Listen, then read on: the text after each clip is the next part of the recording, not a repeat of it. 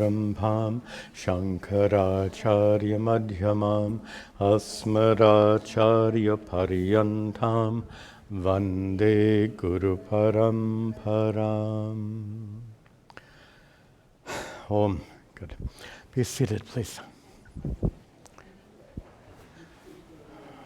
Parameshvara.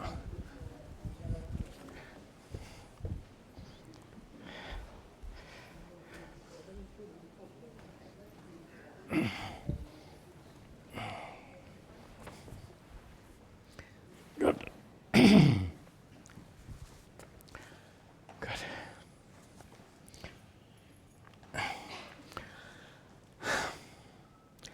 Om Sahana Vavatu Sahanao Bhunaktu Sahavidyan Karavavahai Tejasvinavadhitamastu ma vidvishavahai.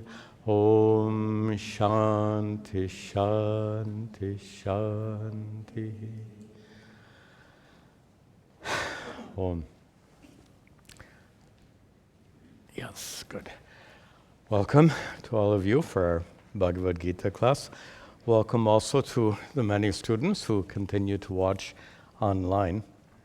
We continue today with our study of chapter 13. We'll begin with some recitation, starting with verse 16. Excuse me. And as always, as I chant, be sure to read the translation and then repeat after me. Bahirantascha bhutanam, bahirantascha bhutanam, acharam charameva cha, acharam charameva cha, sukshmatvatara vigneyam, sukshmatvatara vigneyam, durastham chanti ke chatata, durastham chanti ke chatata, avibhaktam cha bhuteshu, avibhaktam cha bhuteshu, vibhaktamiva cha sthitam, vibhaktamiva cha sthitam, bhuta bhartra cha tagneyam, bhutra bhartra cha tagneyam, grasishnu prabhavishnu cha, grasishnu prabhavishnu cha,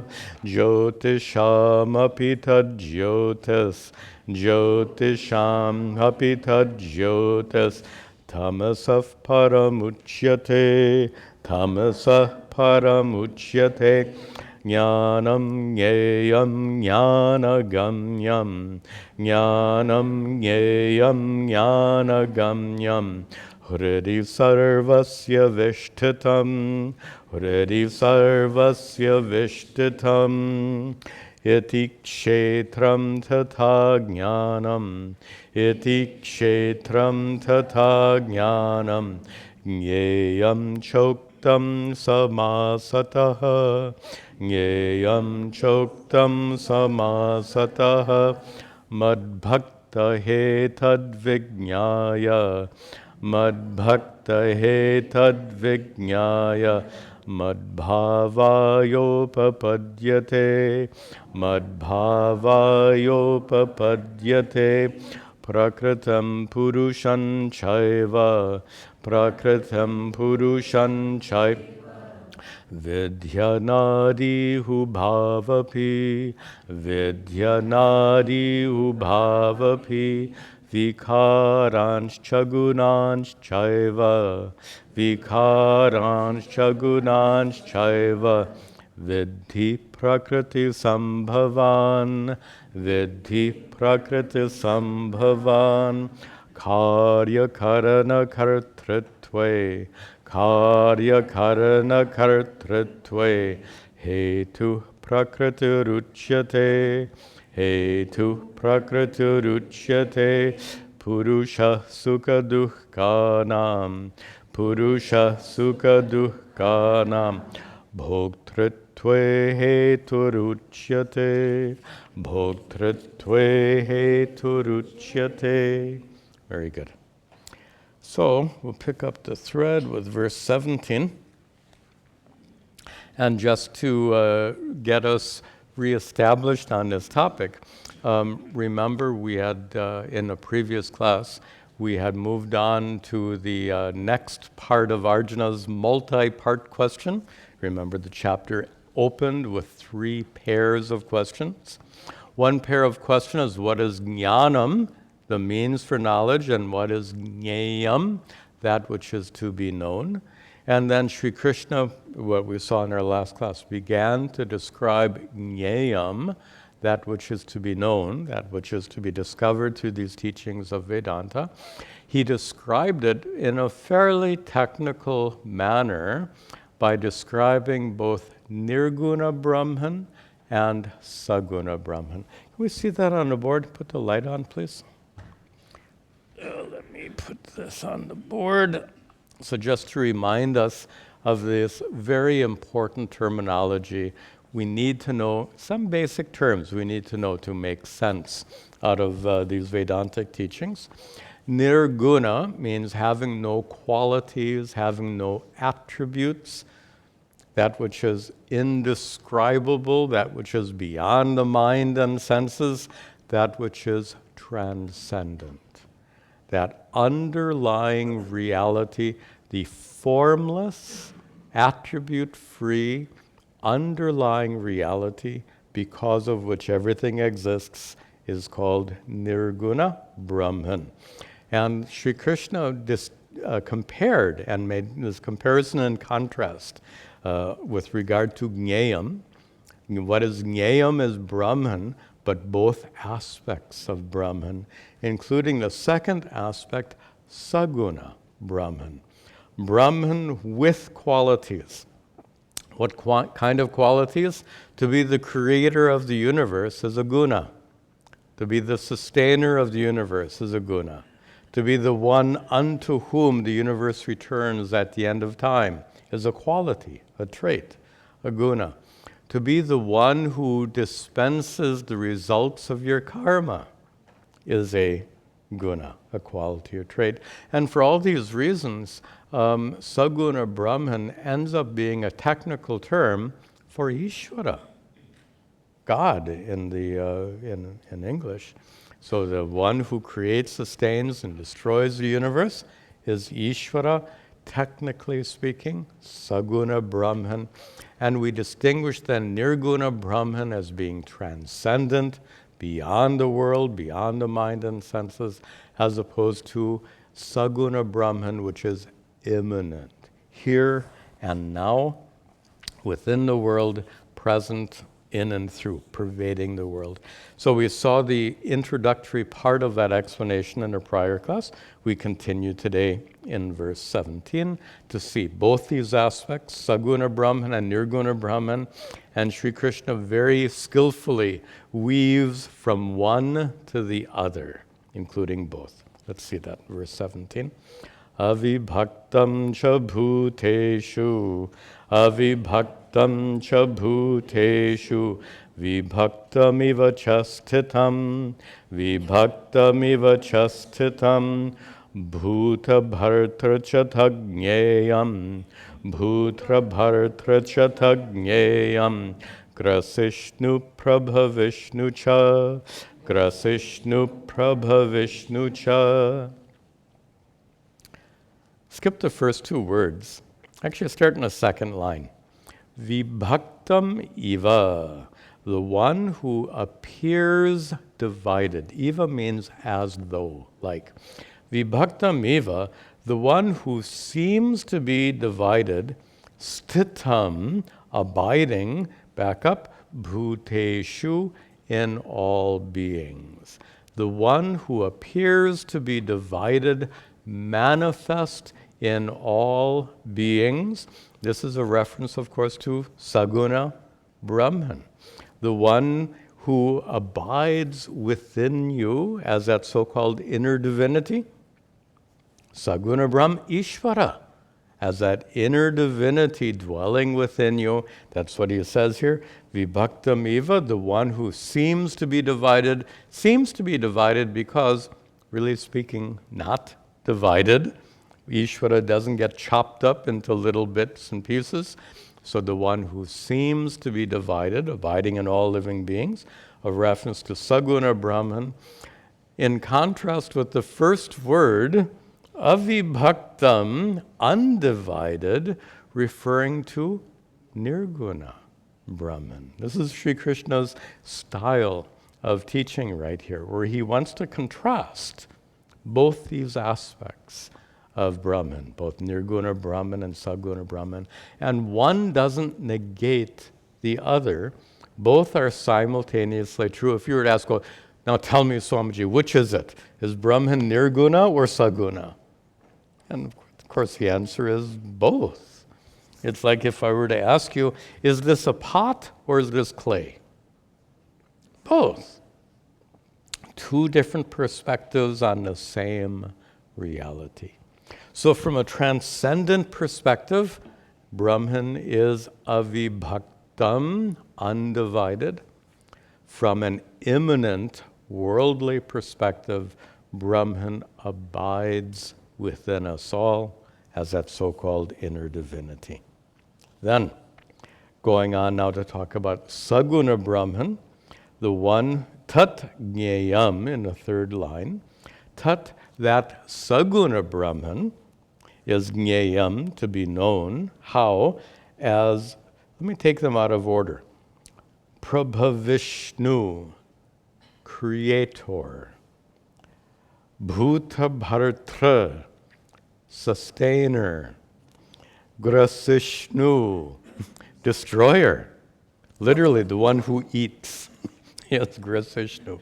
So, creator, Brahmaji. Sustainer, Vishnu. So-called destroyer, Shiva, Mahadeva. So here, these three common aspects of Ishvara, as creator, sustainer, destroyer, are all understood as Saguna Brahman. Then, one more verse, Sri Krishna concludes this topic about what is jneyam.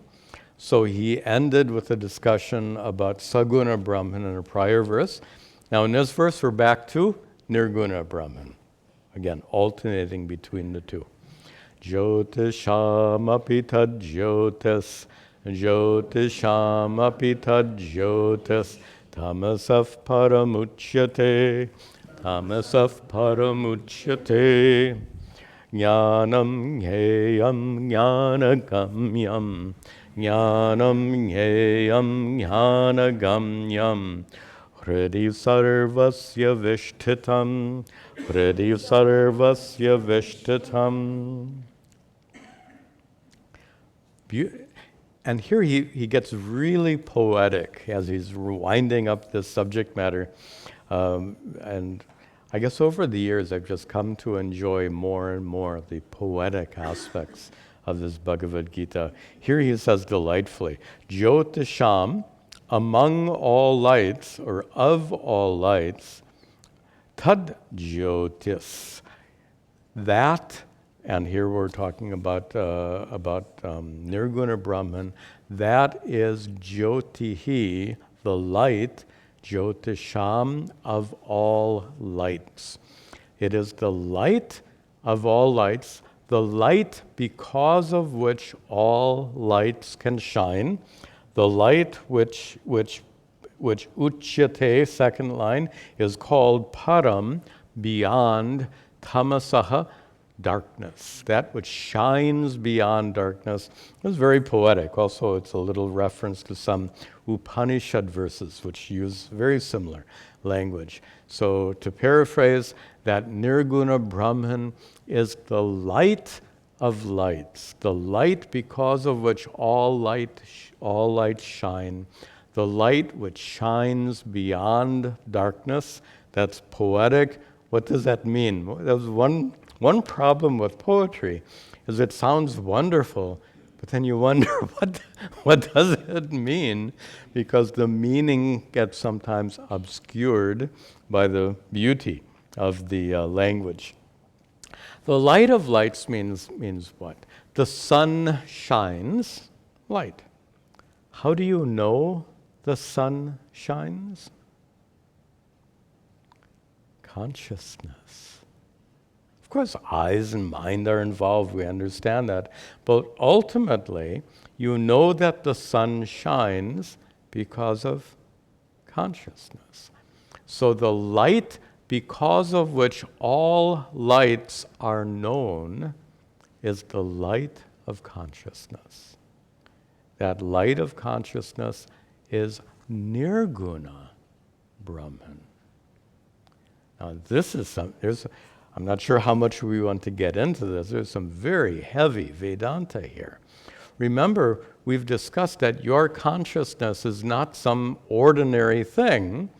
Your consciousness is absolutely extraordinary. We've described at length how your consciousness is utterly unaffected by whatever happens in your mind. To say that your consciousness is utterly, by the way, that's a truth to be discovered. You may or may not have discovered it. It's not a matter for belief. You have to discover that your consciousness is utterly unaffected by whatever happens in your mind. Isn't that our definition of transcendent? Beyond. That consciousness is transcendent. That consciousness which illumines the activities of your mind is transcendent. That is Nirguna Brahman. In fact, the only way that Nirguna Brahman can be understood is as your own consciousness. If you try to understand Nirguna Brahman by looking outside into the universe, you'll never understand what is Nirguna Brahman, because outside is all gunas, all qualities. How will you understand the qualityless by looking at a world which is made of gunas?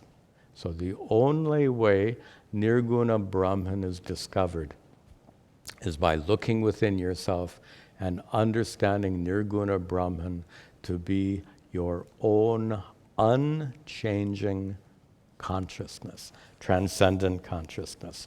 Jyotisham api tad jyotihi. It is a light that illumines all lights, the light of consciousness, which param tamasaha, which is beyond darkness. Now, darkness here often means ignorance. Here, perhaps a little different meaning would be better. So, tamas, you understand that the material universe is an evolute of tamas. That is, of the three gunas, it is the guna called tamas, which gave rise to the physicality of the universe. Physical stuff is born of the quality, the guna, of tamas. Tamo maya, anything physical, is made of the guna called tamas. So here, this light of consciousness is tamasaha param. It is beyond tamas. Could be beyond ignorance is a common interpretation. The commentator actually gives it differently. Instead of saying beyond ignorance, he says beyond the material world, beyond gunas. We come again to that transcendent Nirguna Brahman. Tamasaha param, beyond the physical world, uchyate, it is called. Now, he's done with this description of jnayam, and now he summarizes. Jnanam, knowledge, jnayam, that which is to be known, and jnanagamyam. So this has been our topic for some time. Remember, we saw jnanam as these 20 qualities, 20 values, which enables you to become enlightened, 20 values which enable you to gain jnayam, knowledge that which is to be acquired. So we can say then that this jnayam, that which is to be known, what is to be known? Nirguna Brahman, saguna Brahman. That jnayam is jnanagamyam. It is gained, it is achieved through jnana, jnana being those 20 values. So here he summarizes the whole previous part of this chapter, and that is these 20 values that we studied at some length. Those 20 values prepare you to gain knowledge of Nirguna Brahman and saguna Brahman, both. And that Nirguna Brahman here is further described here as being hridi sarvasya vishtitam, as being vishtitam, entered into hridi, excuse me, sorry, entered into abiding is a simple word. Abiding, hridi, in the hearts, sarvasya, of all. Nirguna Brahman abides in the hearts of all. Now that sounds like saguna Brahman, but we're talking about Nirguna Brahman as consciousness, as pure, unconditioned consciousness, unchanging consciousness, uncreated eternal consciousness, transcendent consciousness. As that transcendent consciousness, Nirguna Brahman, Vishtitam, abides, Hridi Sarvasya, in the hearts of all. And with that, we finish the second pair of questions. Remember, the chapter opened with Arjuna's 3 pairs of questions. First pair of question, what is kshetram and kshetrajnam? Kshetra, field of experience. Kshetrajnam, the knower of the field of experience, consciousness. Second pair of questions, we just concluded. What is jnanam, knowledge, and jneyam, that which is to be known. And obviously we're leading up now to the third pair of questions. We'll see that. Let's continue. Iti kshetram tata jnanam, iti kshetram tata jnanam, jneyam choktam samasataha, jneyam choktam samasataha, madbhakta hetad vijnaya, madbhakta hetad vijnaya, madbhavayopapadyate, madbhavayopapadyate. Iti, thus, so far, what have we discussed? Kshetram, field of experience, and kshetrajna, he doesn't mention. Tata, also, we have discussed jnanam and jneyam, as we've just said. Choktam, cha uktam. There's no word choktam. Cha uktam. And it has been said, all of this has been uktam, said, all of this has been taught, samasataha, briefly, in summary. Each of these topics could fill a whole text.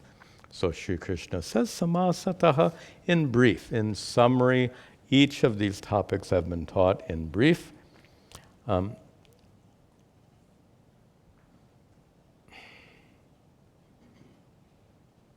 Third line end. Etat vijnaya. Vijnaya, having understood. Etat, this. This what? Everything that's been taught so far in this chapter. Having understood everything that's been taught in this chapter. Who has understood? Madbhaktaha. He comes back to bhakti again and again. Remember, in that list of 20 values, bhakti, avyabhicharani, unwavering bhakti, was one of those 20 values. And as we said, bhakti is crucial for the sake of making you an adhikari, a prepared student. Bhakti may not make you enlightened, but without bhakti, you won't get enlightened. So bhakti is crucial to purify, as they say, purify our hearts and minds, prepare us to gain this knowledge. Remember, we've said several times, for this extraordinary wisdom, we need extraordinary preparation. That bhakti, devotion, is part of that extraordinary preparation. So, mad bhaktaha, one who is devoted to me, Sri Krishna says, etad vijñāya, having understood all that has been taught so far, taught in briefly, taught in summary. What about that person? Upapadyate, that person is prepared, madbhavaya. That person is prepared to reach me. I'm paraphrasing. That person, madbhavaya upapadyate. It is possible, I'll try to get a little bit more Sanskritic here. It is possible for that person to reach me. Meaning, that person is an adhikari, that person is prepared. Who? One who has bhakti, one who has all 20 of those values, and one who has understood what is saguna brahman, what is Nirguna brahman. So, with that, the second pair of questions is concluded. Now we're ready for the third pair of questions. You might remember Arjuna's third pair of questions was about Purusha and Prakriti. Let's begin.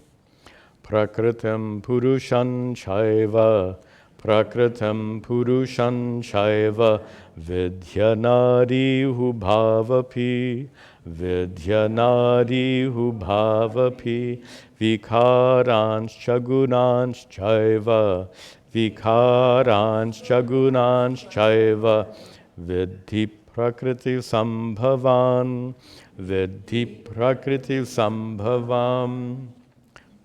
Now, right at the beginning, we're going to have a little problem. Because these two words, Purusha and Prakriti, are used both by the followers of Sankhya and by the followers of Vedanta. Unfortunately, they're used in different ways. They have different meanings. Remember, first of all, that Sankhya and Vedanta are two parallel systems of understanding. In Sanskrit, we call them darshana. It's usually translated as school of philosophy, but school of philosophy hardly does justice to the word darshana. So in fact, even in Sanskrit, the word philosophy is darshana. Actually, it'd be nice to point that this is a significant difference. The Western word philosophy, you know the root meaning of it, probably. Phileo is love. Sophia was the Greek goddess of knowledge. So philosophy is usually understood to mean love for knowledge, the pursuit of knowledge for its own sake, acquiring that knowledge. And that's a very beautiful term, but very different from the Sanskrit term darshana, which is the equivalent in Sanskrit, which literally means, as many of you know, it means seeing. So when you go to a temple, you say, I go for darshana. Means what? See. To see God's presence on the altar. Both to see and be seen, but that's not our topic here today. So both are true. But darshana literally means seeing. And here's the contrast. Love for knowledge is conceptual. Seeing is not conceptual. When you see me sitting here, is that a concept? It's your experience. So the distinction to appreciate here is that the Western concept of philosophy is more conceptual and abstract, as opposed to the Hindu concept of philosophy, which is more experiential and personal. This is a distinction. Philosophy being a more abstract, conceptual pursuit. Darshana being a pursuit which is experiential. Experiential certainly in the sense that it is life transformative. The ultimate goal of these teachings is to transform your worldview. Moksha, to be free from suffering, to be enlightened, to be liberated. So these two terms then are miles apart. And the reason I'm going off on this little detour is darshana is a word we use for Vedanta darshana and Sankhya darshana. There are 4 others, but we won't go into all those details. And these are 2. Well, yoga is also darshana. There's Sankhya darshana, yoga darshana, and here Vedanta darshana. 3 more, we'll leave those 3 aside, otherwise this will get a very, very extensive class. Darshana then means a way of seeing, a way of experiencing, a way of gaining enlightenment, a way of gaining liberation, moksha. So yoga darshana and Sankhya darshana then are parallel approaches, both based on the same Vedic scriptures, but they approach their approach is significantly different, and their use of these 2 terms, Purusha and Prakriti, are significantly different. So I think at the very beginning it would be helpful if we were to kind of chart out, so to speak, the differences. Let me go to the board. Good. So if we compare the approach of Sankhya darshana versus Vedanta. Is that coming on the board? Right. Okay, that's good. And we're going to compare their understandings of these 2 terms, Purusha and Prakriti.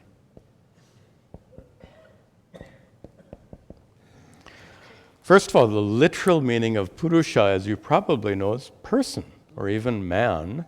But here it's used in a more fundamental sense. The essence of a person is consciousness. And that's what our meaning is here in this context. Purusha means consciousness. And that's true both for Sankhya. Let me get in the, here, try over, that won't work either. I'm looking at my computer screen to see wherever I stand, I'm in front of the text. That's okay. Actually, you don't need to see me, you need to see the board. So, both Sankhya and Vedanta understand the word Purusha to mean consciousness. But then how are they different? They're extremely different because in Sankhya darshana, consciousness is many, and in Vedanta, consciousness is one. That's pretty significant. Now, one consciousness is something we've talked about here many times. We say one all-pervasive consciousness that is manifest in every living being. Wherever there is a mind, that mind reflects or manifests consciousness. The metaphor you may have heard me give before is many buckets of water reflecting one sun. One sun reflected by many buckets of water. Bucket is the body. Water means mind. When there's water in the bucket, it reflects the sun. When there's a mind inside a body, it reflects consciousness.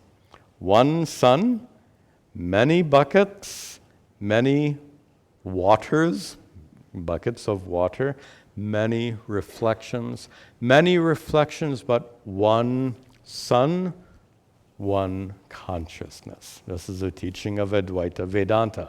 Advaita, non-dual. Here's one example of that non-duality. Certainly, Sankhya cannot be called a Dvaita. There's nothing advaita about Sankhya. It's all Dvaita. It's all duality. What Sankhya teaches is that there are individual consciousnesses.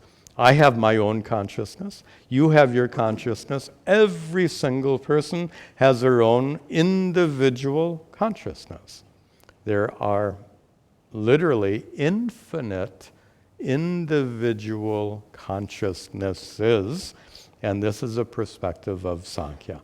So even though both Vedanta and Sankhya accept Purusha to mean consciousness, their concept, their understanding of consciousness, radically different.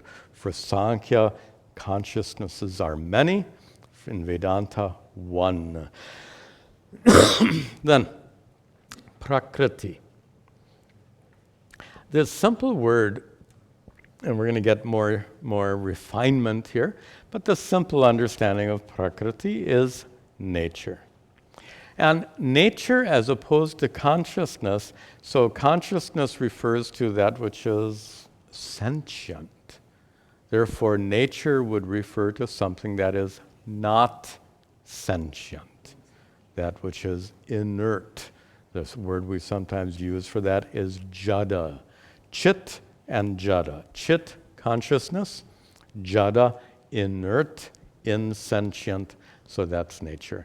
And both Sankhya and Vedanta are more or less on the same page, so to speak, with regard to that distinction between chit and jada, between consciousness and that which is between sentiency and insentiency, chit and jada. But once again, there's a huge distinction. And this is a more subtle distinction that's not often appreciated properly. And the distinction is this. In Sankhya, nature, jada, matter, call it matter and energy, is as real as consciousness. They are equally real.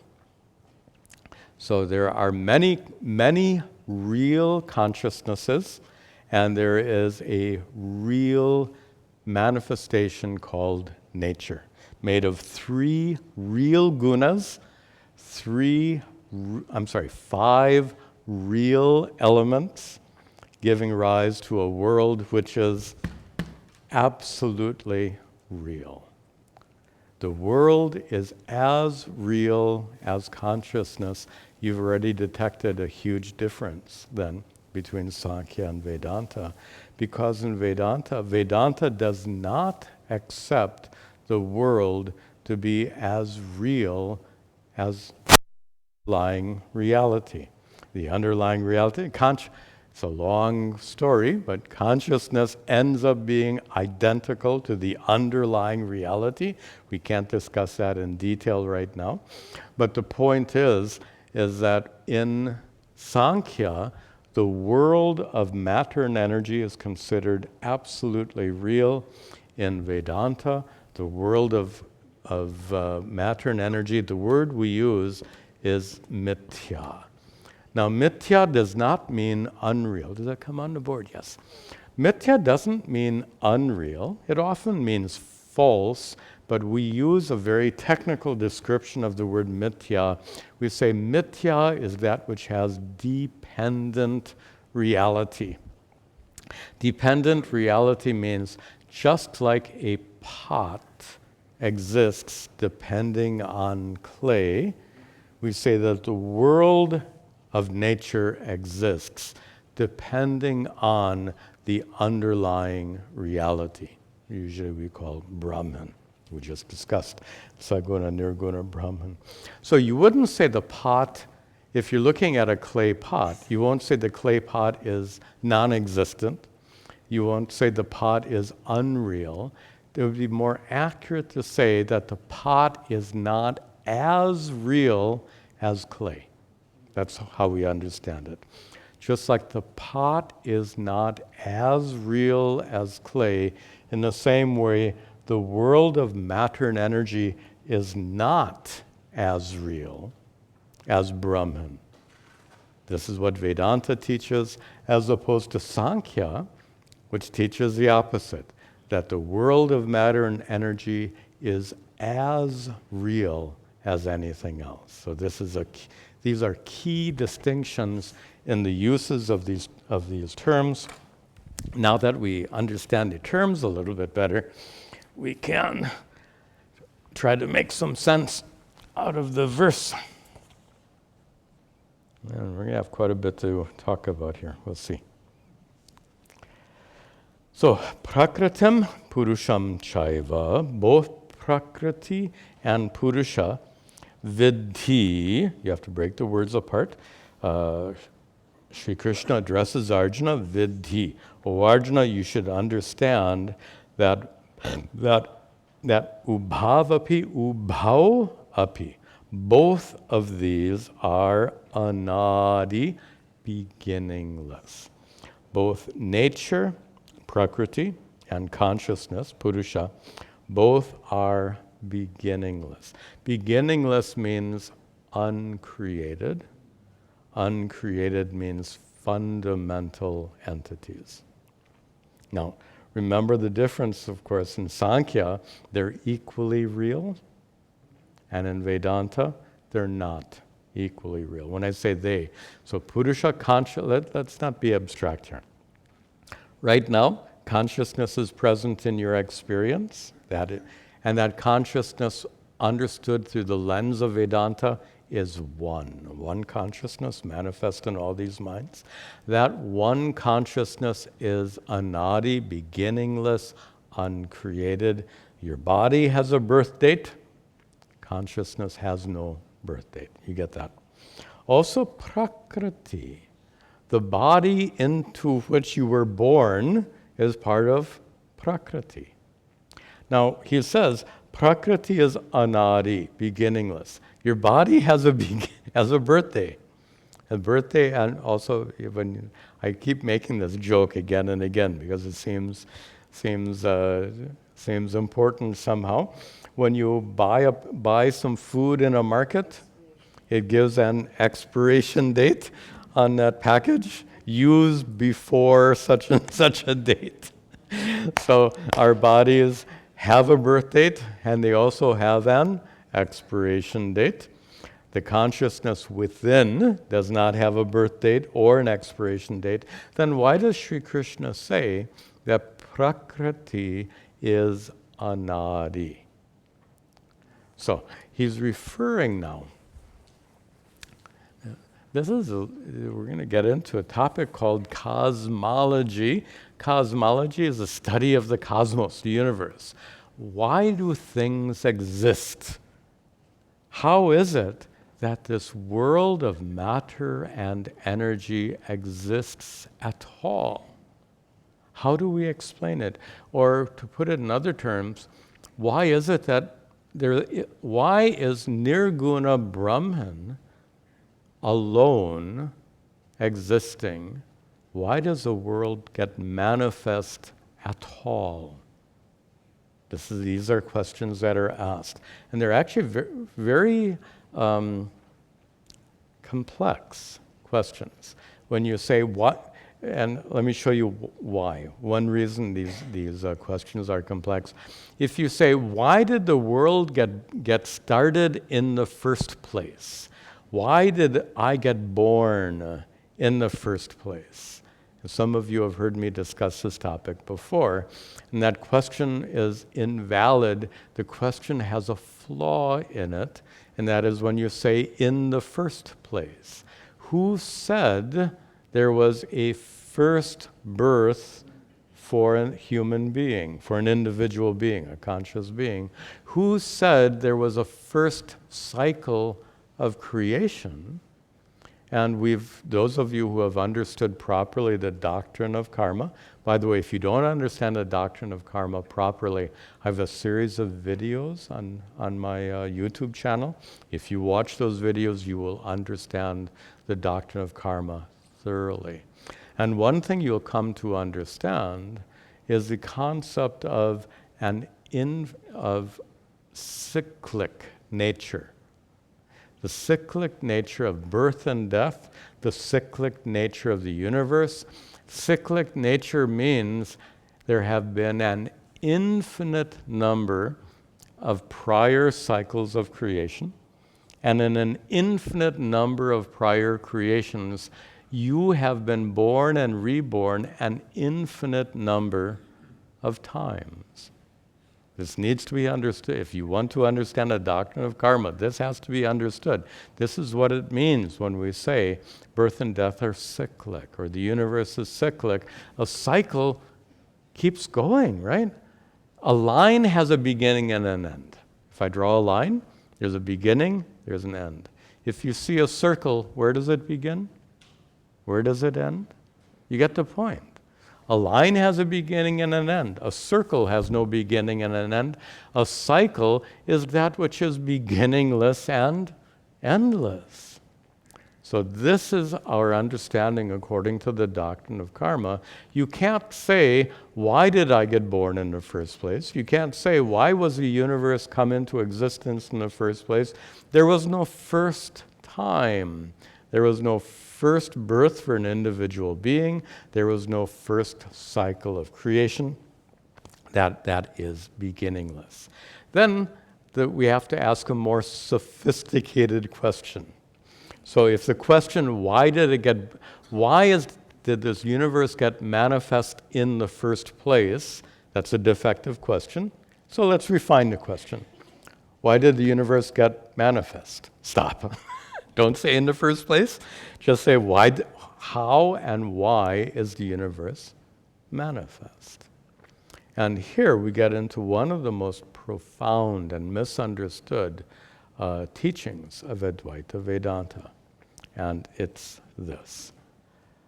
We understand through all of these teachings, through the revelations of the ancient rishis, that the underlying reality because of which everything exists is one Nirguna Brahman.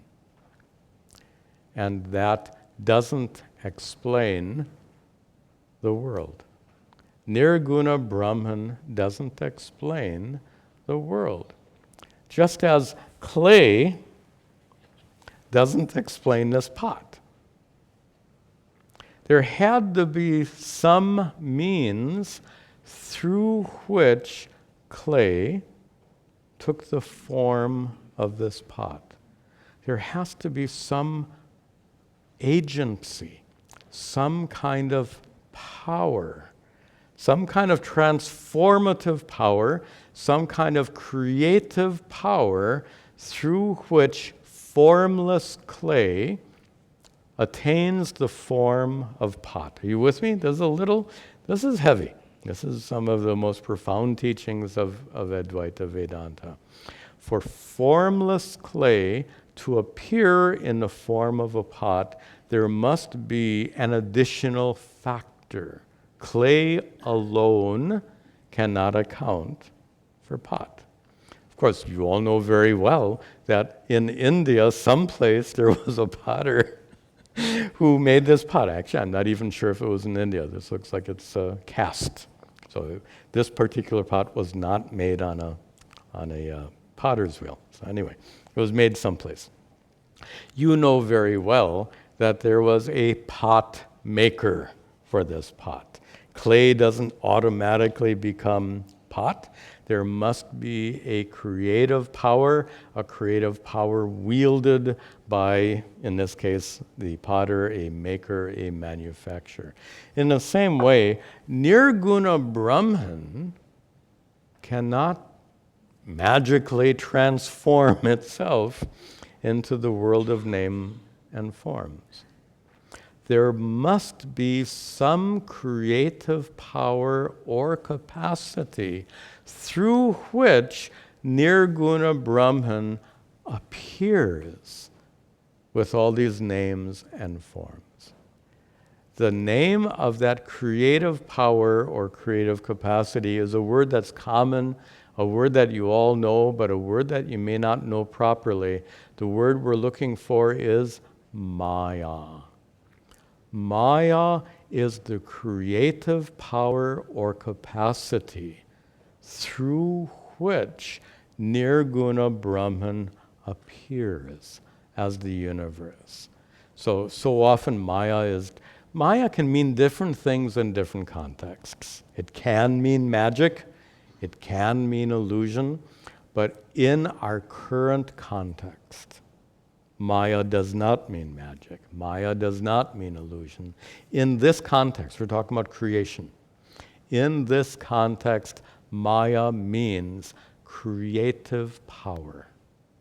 So Maya is the creative power through which Nirguna Brahman appears as in the form of the names and forms of the world. Now there's one more bit to this. This is cosmology. This is a heavy, heavy topic. And here's the next part. There was a creative capacity. The potter needed the skill of pot making. There was a potter. There was a person who possessed the skill of making pots. Since Maya is understood as the creative power or creative capacity that allows Nirguna Brahman to become manifest as this world of names and forms, that creative power or capacity there must be someone who owns that power. There must be someone who wields that creative power or capacity. Who is the one who wields the creative power of Maya to create the world? The one who wields the power of Maya to sustain the world? The one who wields the power of Maya at the end of the cycle of creation to receive the world back into a state of dissolution? The one who wields the power of Maya is the one we call Ishvara, saguna Brahman. So Maya is a creative power wielded, possessed and wielded by Ishvara, creator, sustainer, destroyer. So turns out that our commentators, both Shankaracharya and Madhusudana Saraswati, both interpret Prakriti. Don't think I'm going off on a tangent here. They both interpret Prakriti as Maya, which it can mean. In fact, in a technical sense, Prakriti is often equated to Maya. Now, with that in mind, we come back and say we have these two realities. Let's come back to the board for just a minute. So we have these two realities. Purusha, consciousness, and Prakriti, nature. And Purusha, we understand as consciousness, understood as many according to Sankhya and one in Vedanta. But now watch this. Prakriti, nature, from the standpoint of Sankhya, is that absolute, equally real world of matter and energy. So from the Sankhya standpoint, there are infinite number of conscious elements, and there is nature, world of matter and energy, which is as real as those infinite conscious elements. Then, and here, let's see if we can do this with, I don't want to confuse you now. This is crucial. Let me see if I can do this properly.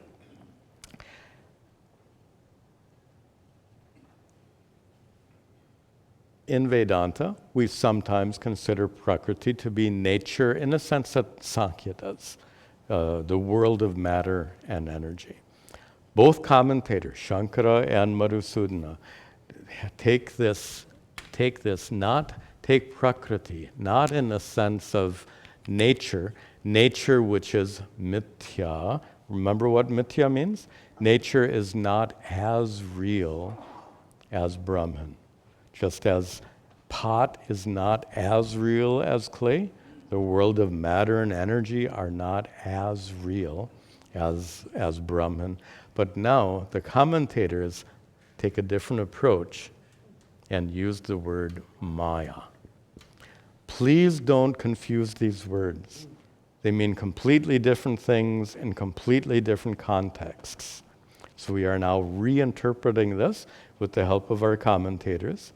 So they say that this Prakriti is this power of Maya, through which Nirguna Brahman gets stuck with gunas.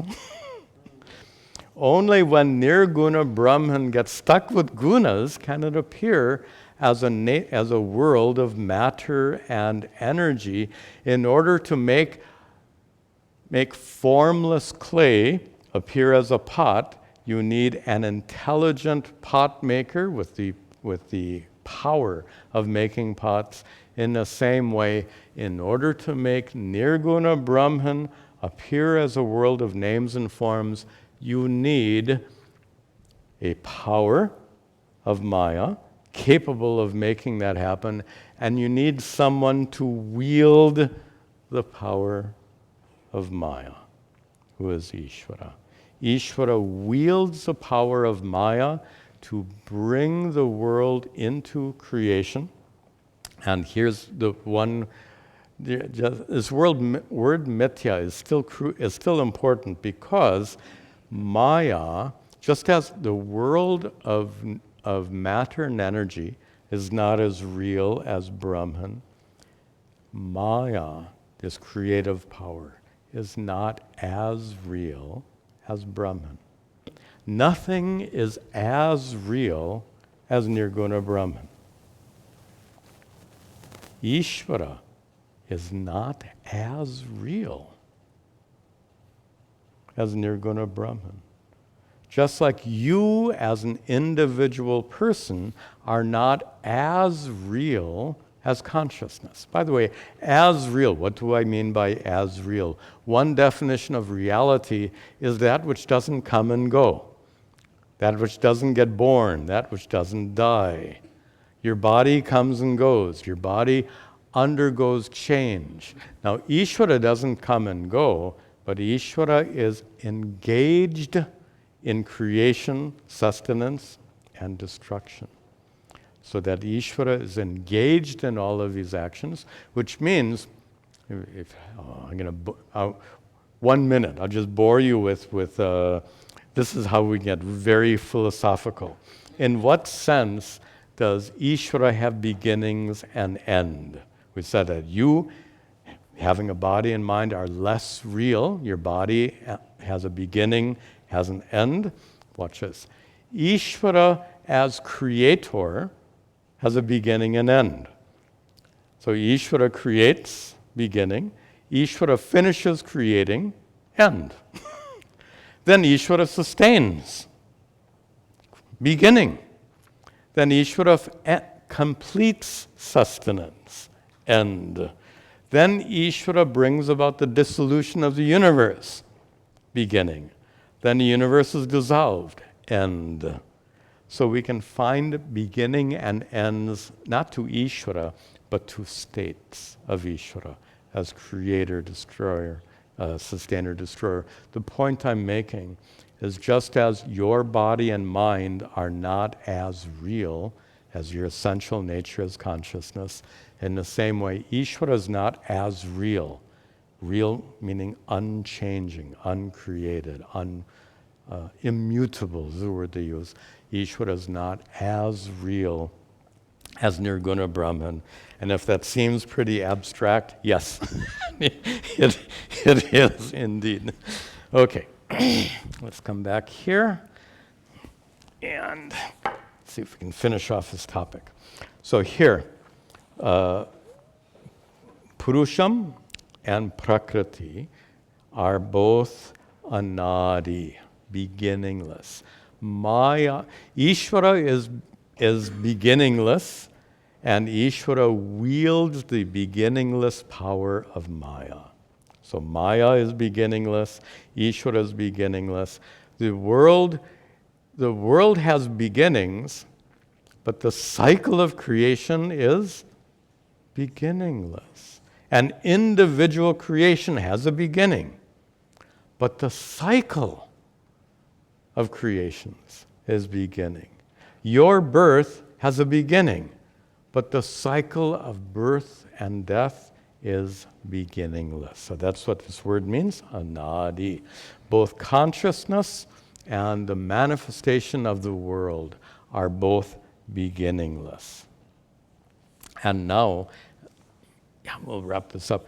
And now, having defined these two terms, let's just wrap this up and set up for our next class. So Sri Krishna here addresses these final pair of questions of Arjuna, and this is really a question about saguna Brahman. So with regard to saguna Brahman, how do we understand how creation came about? Let's just finish this verse, and that I think will give us a discussion point here. So first half of the verse, Sri Krishna very briefly says that we have these two fundamental realities called Purusha and Prakriti. Both of them are anadi, both of them are beginningless. But now he's going to talk about the world which is made of, in third line middle, guna, gunan, plural. The world of gunas and the world of vikaran, modifications. The gunas are modifications which are transformed into 5 elements, 5 subtle elements, 5 gross elements. We're not going to go through all the details. But this world of gunas, sattva, rajas, and tamas. So of the 3, as I said before, the tamas of the 3 gunas becomes the physical world of 5 subtle elements, 5 physical elements also. So Sri Krishna says, Vidhi, Arjuna, you should understand that this world made of gunas and elements, all of these are Prakriti sambhavan. All of these are born of Prakriti. And just to get us grounded here, Prakriti in both meanings. They're both born of nature in a very simple, straightforward meaning, but then according to the commentators, they're both born of Maya. That's what the commentators both said. Prakriti here is a code word, as it were, for Maya. So the existence of the world is due to the creative power of Maya. And we'll conclude by understanding the significance of that. Clay cannot possibly account for the existence of this pot. In the same way, Nirguna Brahman cannot possibly account for the existence of the world. There has to be another factor involved.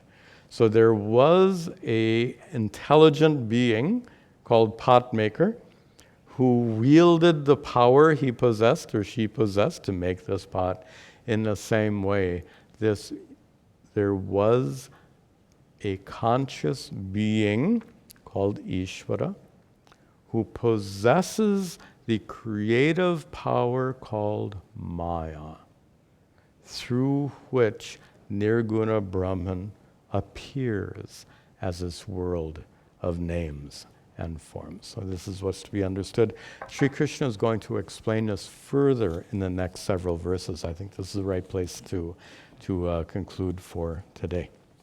We'll see that then in the next class. A couple of important announcements to make here.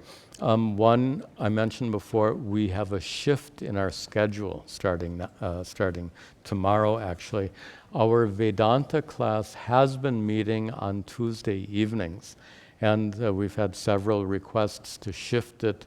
Apparently, weekday evenings are hard because you're coming home from work.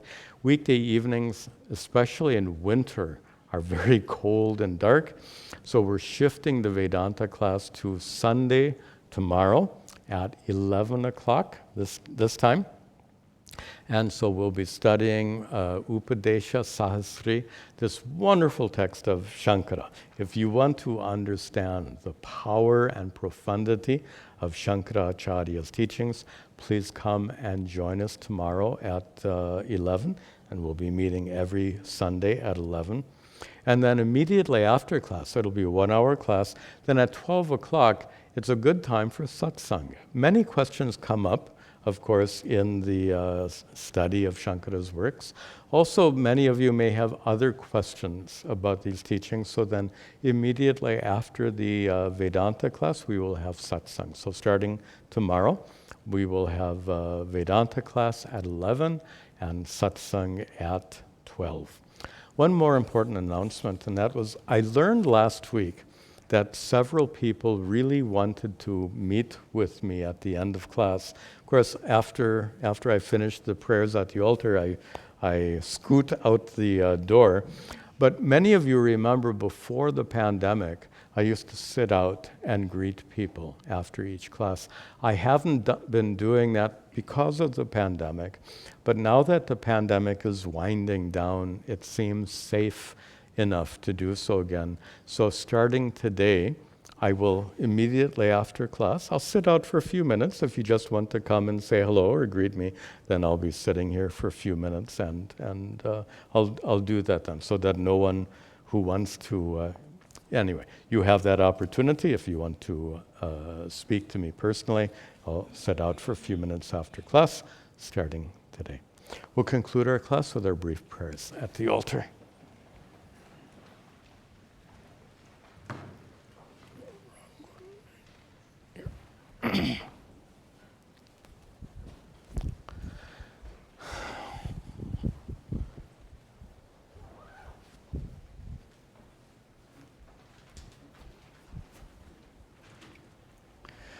Om Gananahan Tva Ganapatigam Avamahe Kaving Gavinam Upamashravastamam Jeshtarajam Brahmanam Brahmanaspataha Nashrinvan Utibisira Saranam Om Mahaganapataye Namaha Ishvaro Gururatmeti Murti Bheda Vibhagine Vyomavad Vyapta Dehaya Dakshina Murtaye Namaha Vasudeva Sutam Devam Kamsachanuramardanam Devaki Paramanandam Krishnam Vande Jagadgurum Om Sarve Bhavantu Sukhinaha